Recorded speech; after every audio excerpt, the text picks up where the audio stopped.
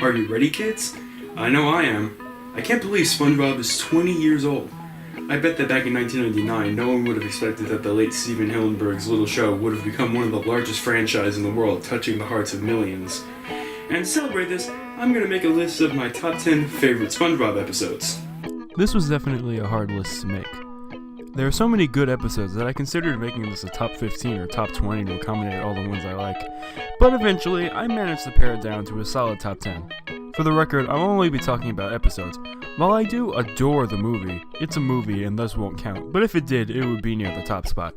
So without further ado, here are my top 10 favorite SpongeBob SquarePants episodes.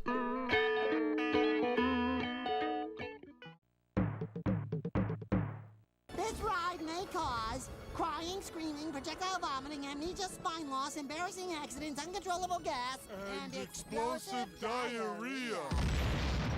Is that all? Big deal, I did half that stuff this morning. As someone who's always been somewhat afraid of big roller coasters, I've always liked this episode because it's relatable. Don't get me wrong, I've never been scared of rides like this, but this was roughly the reaction the first time I rode the Matterhorn. It's really funny to see the lengths that SpongeBob and Patrick go through to avoid going on the fiery fist of pain, and the random interactions throughout the park always make me laugh, especially the bit with the mirror. It's just a ride.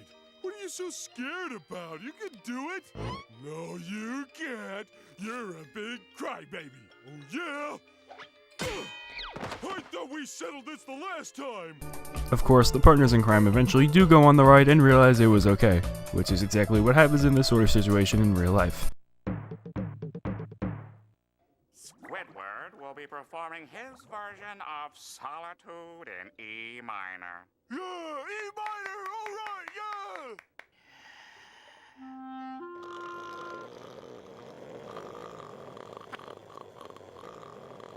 This is one of the earliest episodes, and it's chock full of classic moments. The plot is that Squidward is annoyed by SpongeBob and Patrick's friendship and successfully gets them to not be friends anymore. However, the two of them then vow to be Squidward's best friend, and it's pretty hilarious. Squidward is my best friend in the world. Squidward is my best friend in the sea.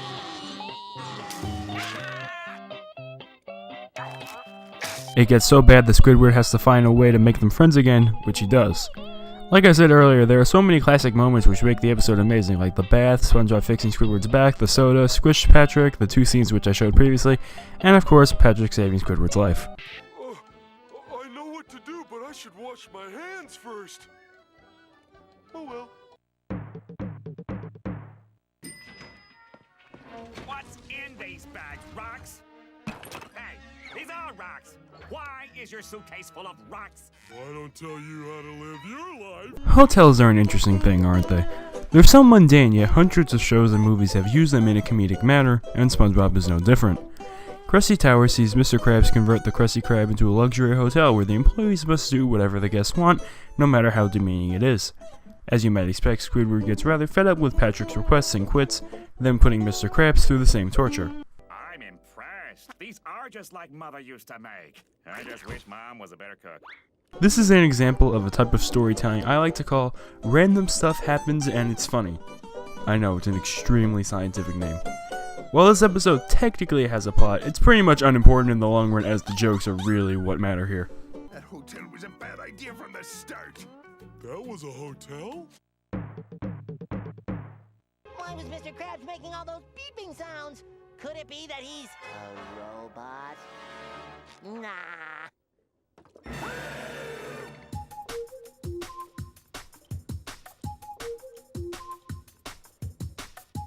Here we go, now things are getting good. In Crabborg, SpongeBob watches a scary robot movie and becomes so paranoid that he becomes convinced Mr. Krabs is a robot. SpongeBob tries to prove it to Squidward, who tries to explain that he's just being irrational, but eventually believes it too. Then begins one of the best sequences in the entire show, the interrogation scene. SpongeBob, you gotta ask him a question first. Oh yeah. What color is my underwear?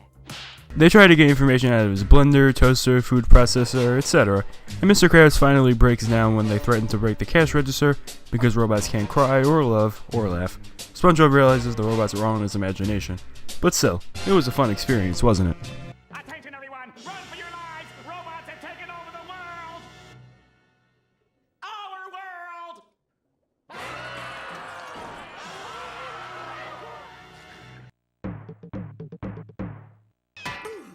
you're flailing. See what I mean, Patrick? Where's the leak, ma'am? What happens when these two bozos get hold of a seemingly magical pencil dropped by the artist at sea? This. You okay, Patrick? Finland! SpongeBob and Patrick create living art with the pencil, most notably Doodlebob, a psychopathic drawing who's only out for destruction. I love the way that Doodlebob is animated. He looks so simple, but his facial expressions have so much emotion. Highlights include Squidward's toupee, the Finland scene, the surprise party, and the final battle. It's great to actually see SpongeBob be badass, and this episode certainly delivers. He was just a two-dimensional creature, lost in our three-dimensional aquatic world, longing for a purpose. So, he's a drawing? Exactly.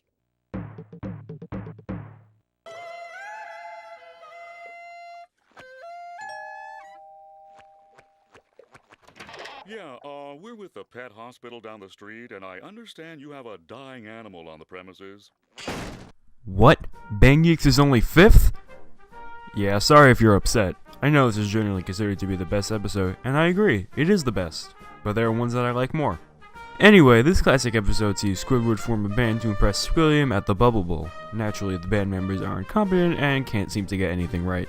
Is mayonnaise an instrument? No, Patrick, mayonnaise is not an instrument. Horseradish is not an instrument either. Squidward gets legitimately upset and SpongeBob convinces them to be the best they can be, and the episode ends with the amazing song Sweet Victory, which we were cheated out of in the Super Bowl. That still makes me mad. However, the episode itself is practically flawless, and if you haven't seen it, go watch it once you finish this video.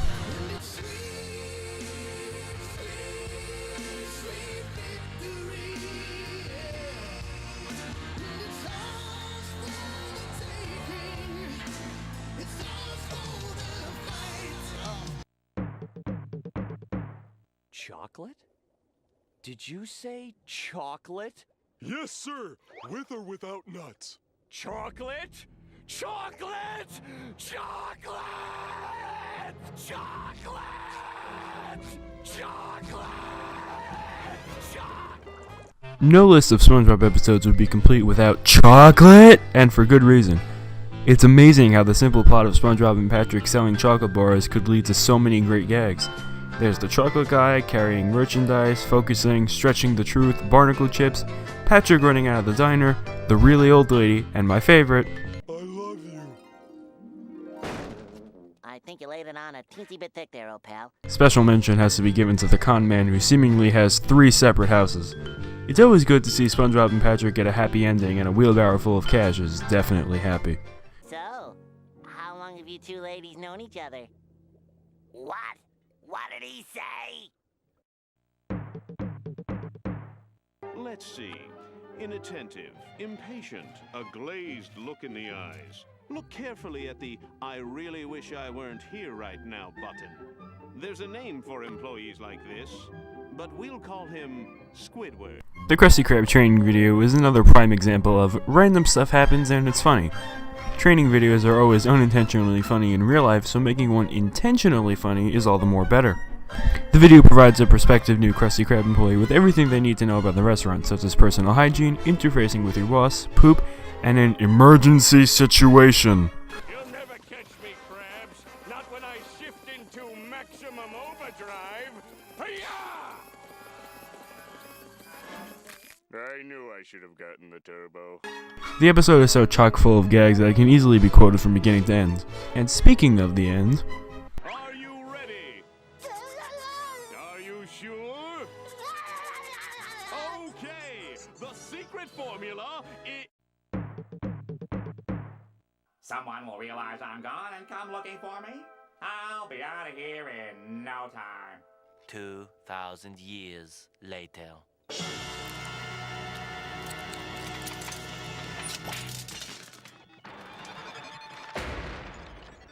as we saw in the Krusty Krab training video, deviating from the norm can be a good thing, and SP129 is without a doubt the most surreal episode of the show. Squidward gets frozen in the Krusty Krab freezer for 2,000 years, I guess no one was using it, and wakes up in the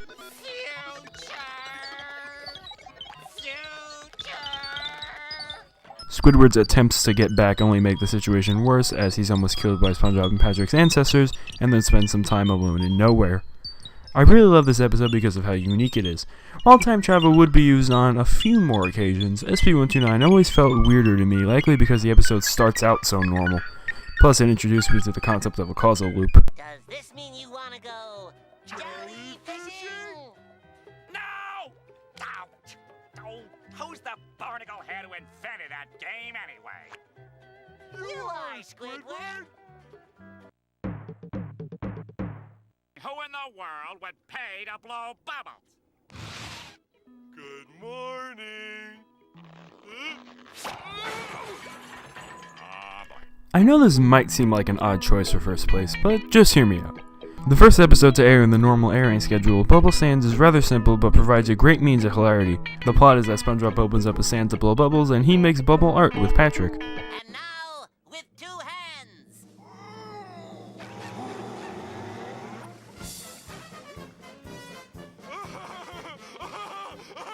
It's a giraffe. Squidward is unimpressed until it turns out he can't actually blow a bubble, and things escalate from there. I love the giraffe bit you saw earlier, the technique, Patrick's bulging eyes, and the pure creativity throughout. While Bubble Sand certainly isn't the best episode of the show, it is my personal favorite.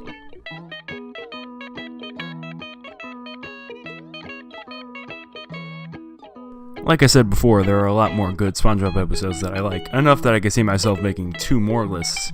Perhaps I'll make this an annual tradition, talking about SpongeBob on the anniversary. After all, there's a lot more SpongeBob to talk about. And SpongeBob won't be over anytime soon. In the summer, we'll be getting a 20th anniversary episode where the actors will be playing their characters in live action, and next year we'll be getting the 3rd SpongeBob movie. The series has definitely had its ups and downs over the years, but it won't be over anytime soon, and I don't want it to be.